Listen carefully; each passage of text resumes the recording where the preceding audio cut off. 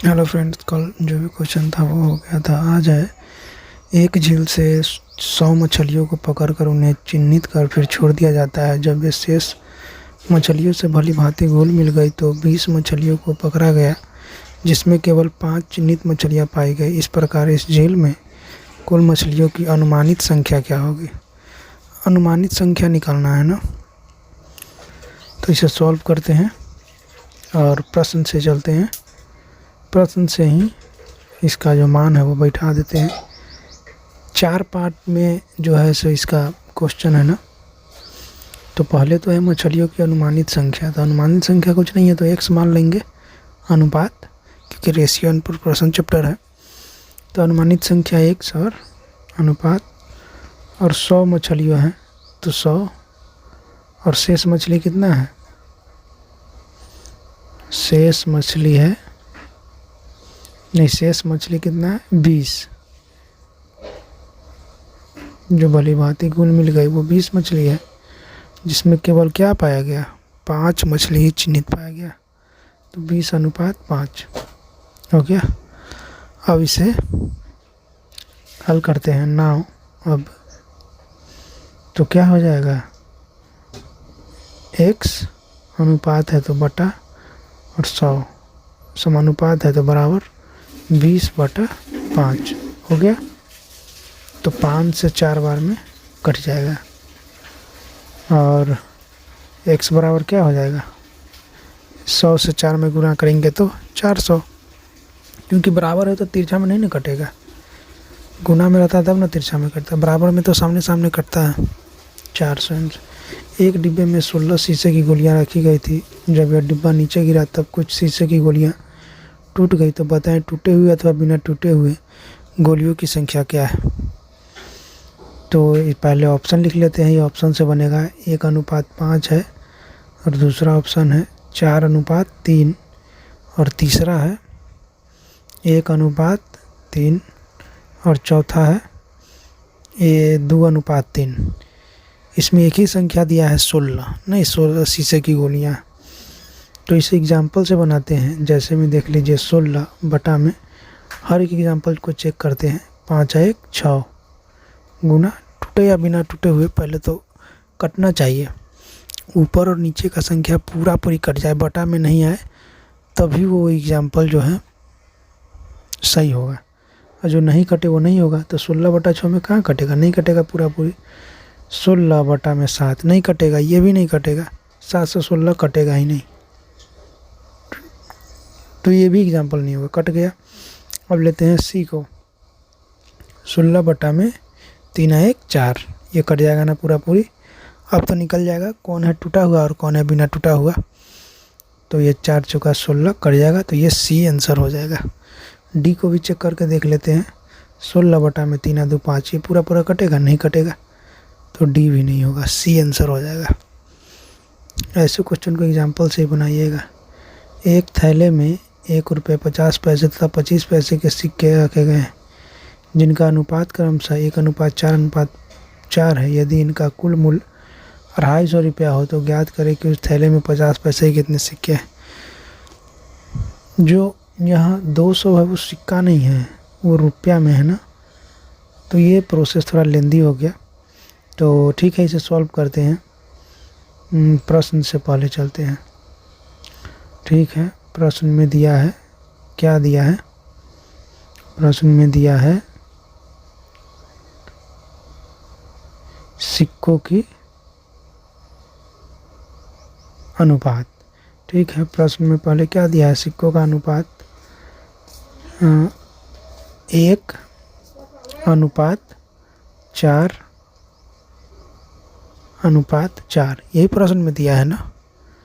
जिसमें से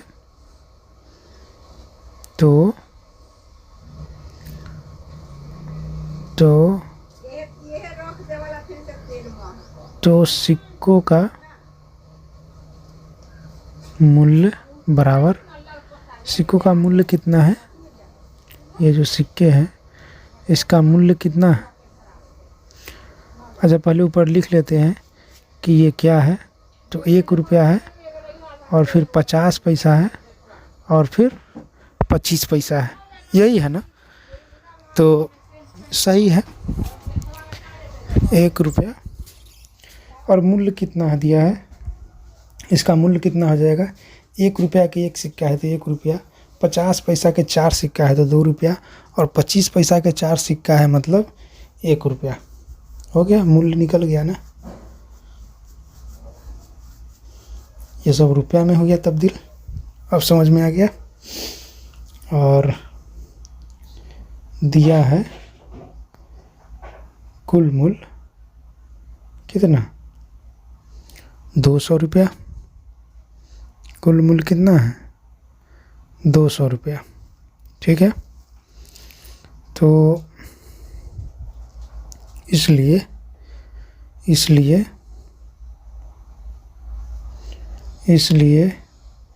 50 पैसे के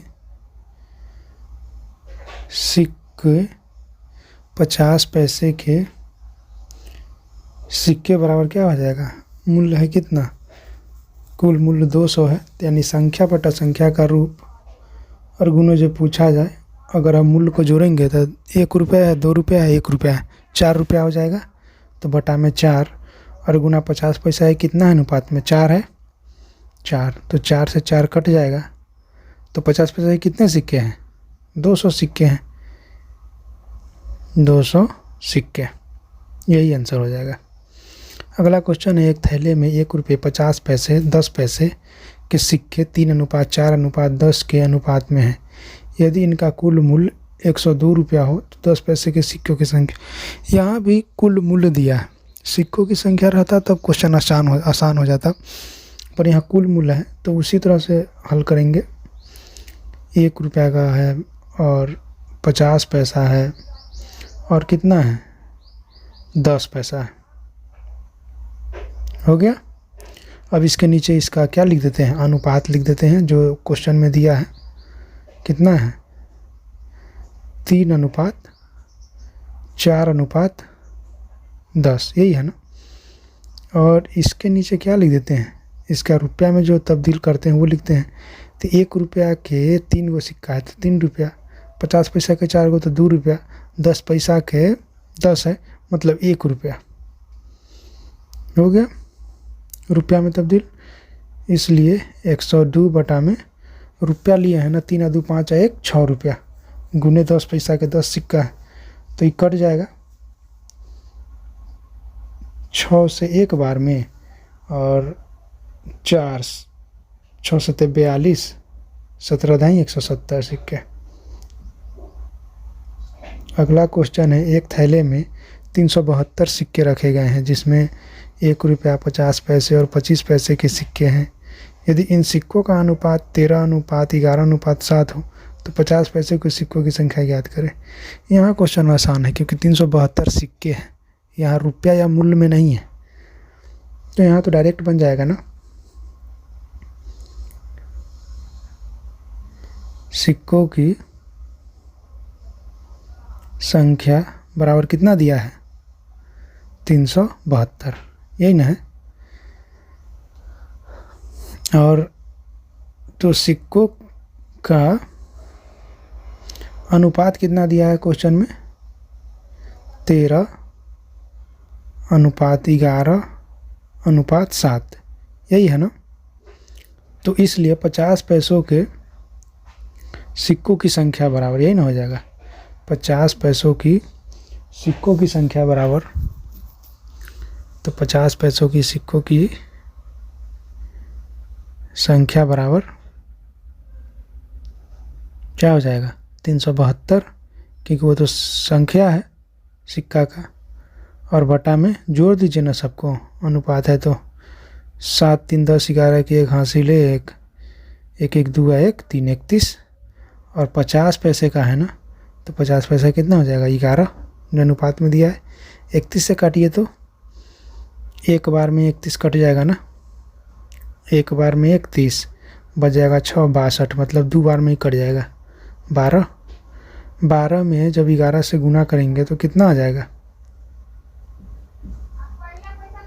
132।